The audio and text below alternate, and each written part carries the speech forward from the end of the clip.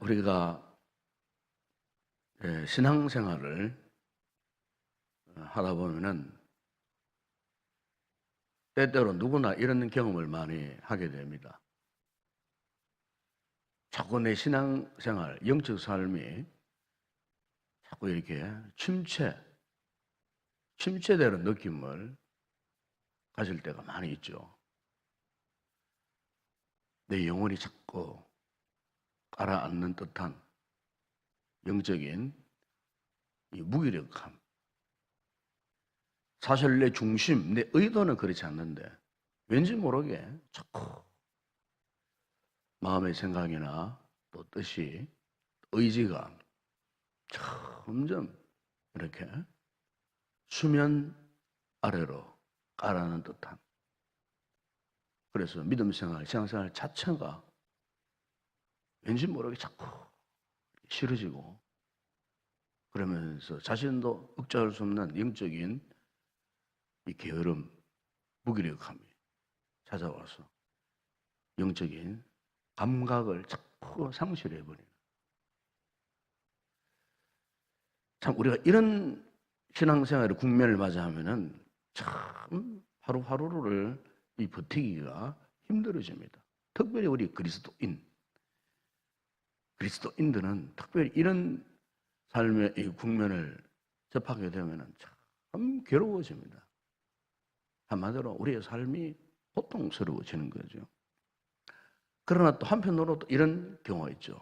왠지 모르게 우리의 삶이 참 기쁘고 즐겁고 행복하고, 모든 생각, 모든 만사가 적극적인 모습으로 바뀌어지고, 하루하루가 참 순간순간이 감사하고, 이렇게 극과 극이 다른, 그야말로 극단적인 대조를 이루는 이러한 삶을 우리가 또 경험할 때도 있습니다. 그러면 과연 이 같은 이 삶이 이렇게 서로 상반되고 때로는 극적인 상황 속에서 갈등을 하게 되는 그 가장 중요한 이 본질적인 원인이 뭐냐 하는 겁니다. 한마디로 그것은 예수 그리스도의 이 십자가의 이 은총을 누리고 있느냐, 누리지 못하고 있느냐, 바로 이것입니다. 사실 알고 보면 우리 신앙생활의 모든 그 갈등의 저해 요소는 다른 게 아닙니다. 우리가 그리스도인이 되었다는 뜻이 무엇이겠습니까? 그리스도인. 바로 그것은 우리가 작은 예수가 되었다, 그 뜻이거든요. 이 작은 예수가 되었다는 뜻이 무엇이겠습니까? 그것은 예수 그리스도를 인격적으로 만나느냐, 이 문제거든요. 예수 그리스도가 어떤 분입니까? 예수 그리스도는 바로 우리를 위해서 십자가에 대속의 죽임을 당하신 분. 우리가 그리스도인이 된 의미가 바로 이겁니다. 내가 그리스도인이 되었다는 이 뜻이 바로 이겁니다. 이 은혜를 알고 있느냐? 예수 믿는 사람, 바로 딴 게 아니에요. 예수 그리스도의 이 은혜를 알고 있느냐?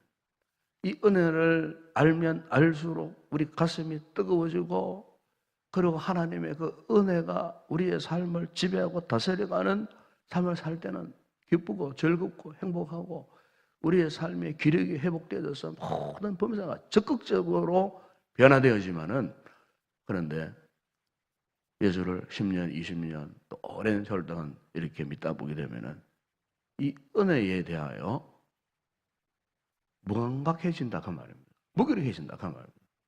그러면은 우리의 삶의 생기를 잃어버립니다. 영적인 에너지를 상실한 채 그냥 종교적인 형식만 갖추고 우리가 믿음 생활을 할 뿐이에요. 여러분, 중요한 것은 오늘 우리가 하나님 앞에 지속적으로 하나님의 그 은총이 넘치는 삶을 살기 위해서는 무엇보다도 우리가 알아야 할 것, 예수 그리스도의 이 십자가의 이 놀라운 은총을 알고 이 은총을 누리는 삶을 우리가 살아가야 할 줄로 믿습니다.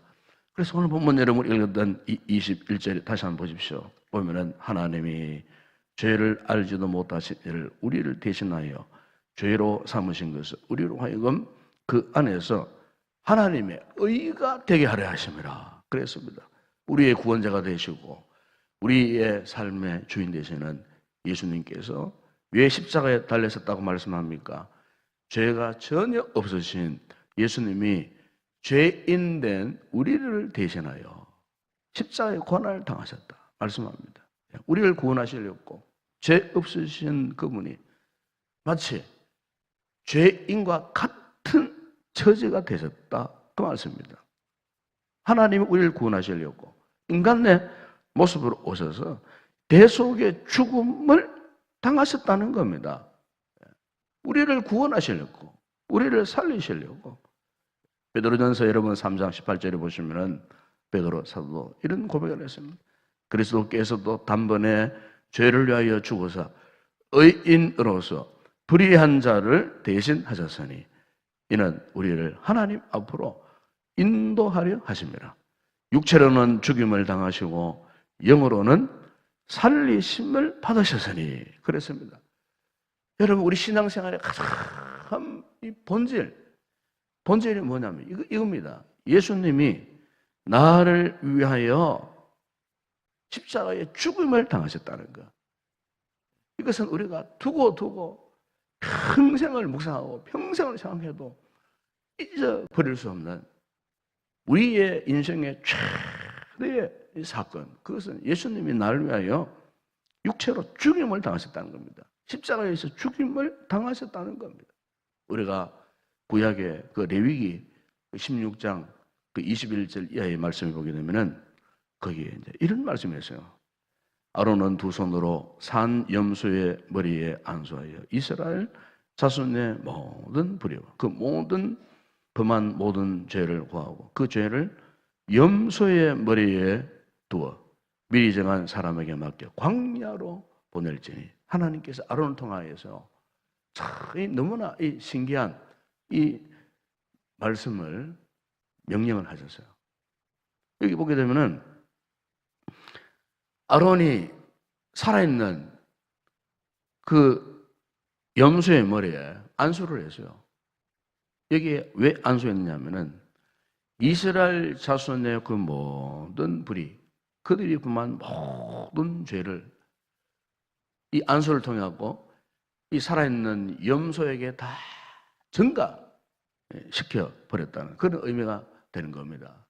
그래서 이스라엘 백성들이 그 모든 불의, 모든 죄를 다 이렇게 전가받은 이 염소를 어떻게 했냐면은 광야로 예레미야 20장 22절 보면 이런 말씀이 있어요. 염소가 그들의 불의를 지고 접근하기 어려운 땅에 이르거든 그 염소를 광야에 놓을지니라 그랬습니다.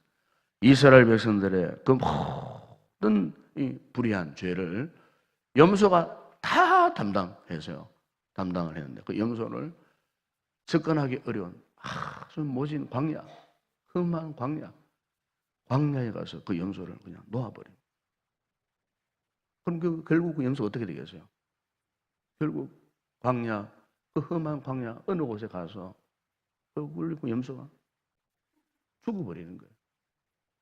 이스라엘 공동체의 그 모든 죄를 다 짊어지고 죽어버린다 그 말이에요.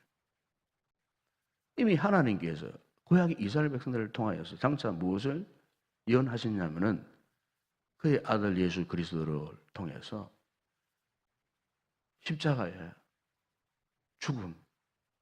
십자가의 죽음을 통하여서 구원하실 하나님의 그 계획을 이미 광야 이스라엘 백성들에게 예언해 주신 거예요.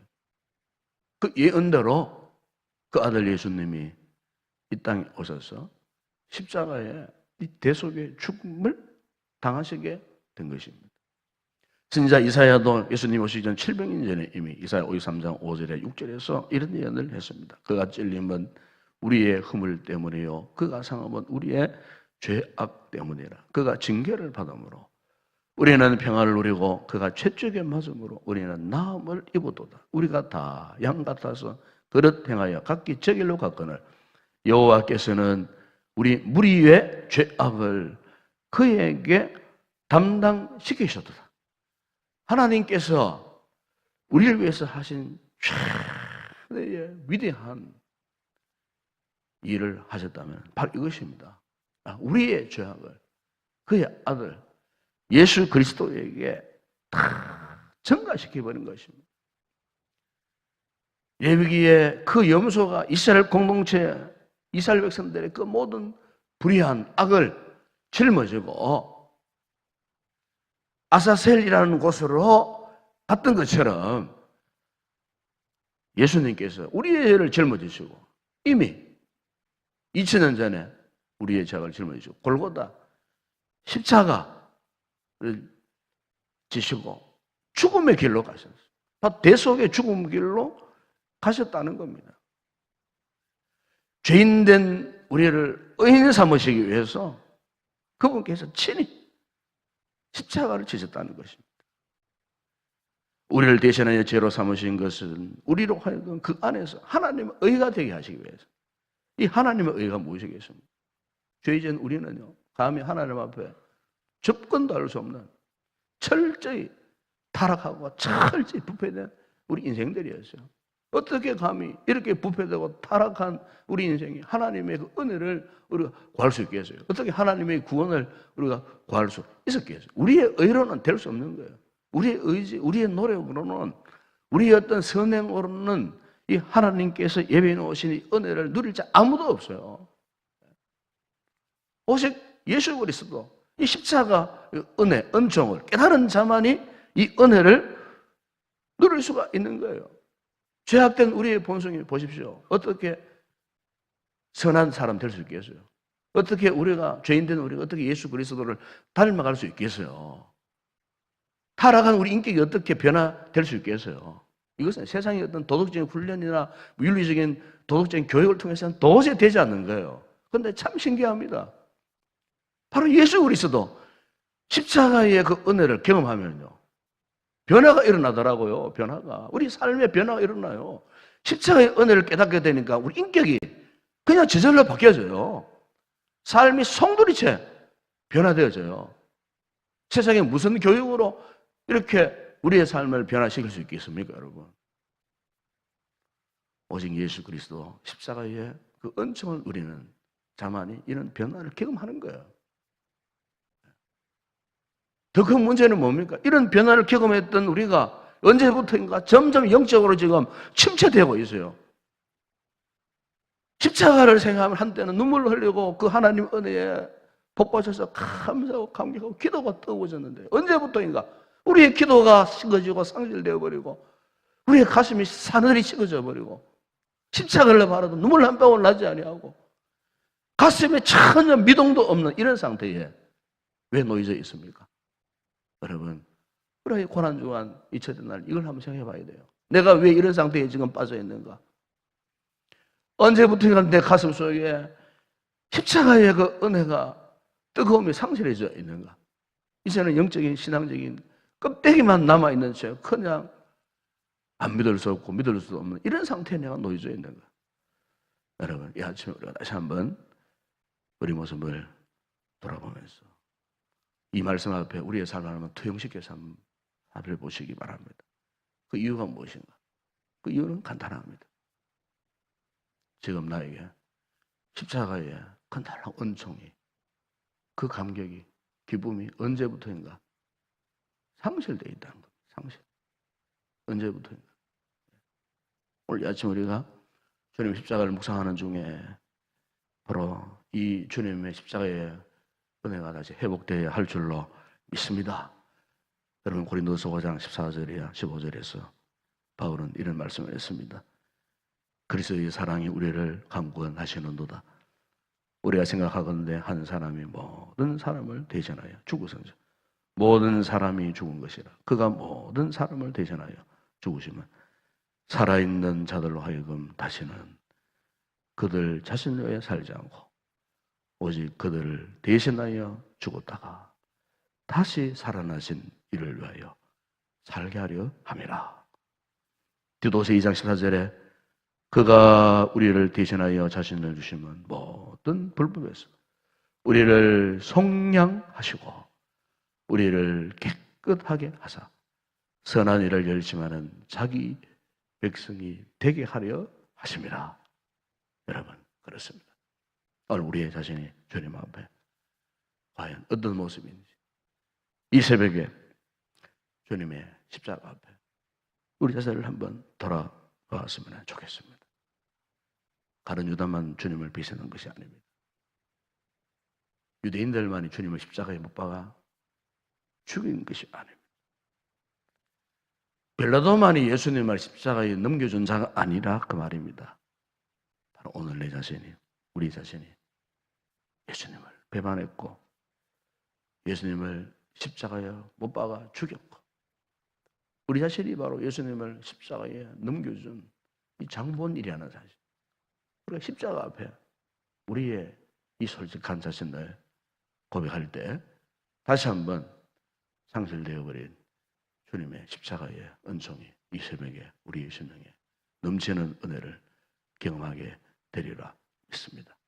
깨닫는 대로 아는 대로 하나님 앞에 이 십자가 앞에 우리의 죄를 낱낱이 고백하고 자부해서 광야로 갔던 아사셀의 염소 그 모습 바로 예수 그리스도의 구속의 주님의 모습을 다시 한번 우리가 기억하고 이 아침에 주님이 주시는 놀라운 십자가 은총을 마음껏 누려서 우리 영혼이 새롭게 되어지는 복된 아침이 되시기를 주의 이름으로 축원합니다.